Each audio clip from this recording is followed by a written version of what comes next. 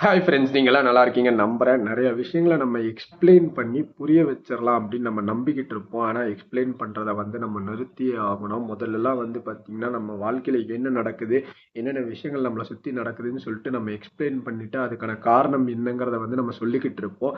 But இருந்தாலுமே வந்து பார்த்தீங்கன்னா, என்ன எதனால நடந்தது, என்ன காரணம், என்ன ரீசன், என்ன முடிவு எடுத்த, பிளஸ் ஏன் இப்ப சும்மா இருக்க, இந்த மாரி எல்லாத்துக்குமே வந்து விளக்கங்கள் கேட்டுட்டு இருப்பாங்க. நம்மள சுத்தி இருக்கக்கூடிய மனிதர்கள் வந்து இதுக்கு எல்லாத்துக்குமே விளக்கங்கள் கேட்டாலுமே, அவங்களுக்கு தேவையானது அந்த விளக்கமும் இல்ல, அந்த எக்ஸ்ப்ளனேஷனும் இல்ல, என்ன முடிவெடுத்தோம்ங்கிறதும் இல்ல.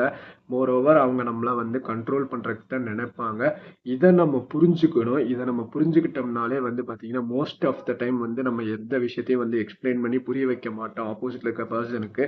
அப்படி புரிய வைக்கணும்னு நெனைச்சாலுமே வந்து பார்த்தீங்கன்னா, நம்மள கண்ட்ரோல் பண்ணணும்னு நெனைச்சுக்கிட்டு இருக்கிறதுனால வந்து பார்த்தீங்கன்னா, ஒரு மன அமைதி நமக்கு கிடைச்சதுனாலே வந்து இத ஐடென்டிஃபை பண்ணிருவோம். ஆனா ஆப்போசிட்ல இருக்க பெர்சன் என்ன நினைப்பாங்கன்னு பார்த்தீங்கன்னா, நம்ம ஒரு அமைதியா இருக்கிறனால வந்து நம்ம வீக்கஸ்ட்டான பெர்சனா இருக்கோம் அப்படின்னு நினைச்சுக்கிட்டு இருப்பாங்க. பட் ஆனா வந்து பார்த்தீங்கன்னா, நமக்கு தேவை செல்ஃப் ரெஸ்பெக்ட் மட்டும் தான் என்னைக்குமே நமக்கு இம்பார்ட்டன்ட்.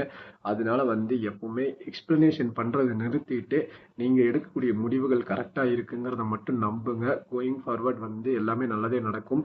இத பத்தி நீங்க என்ன நினைக்கிறீங்கங்கிறத வந்து கீழ கமெண்ட்ஸ்ல சொல்லுங்க. Tata bye by.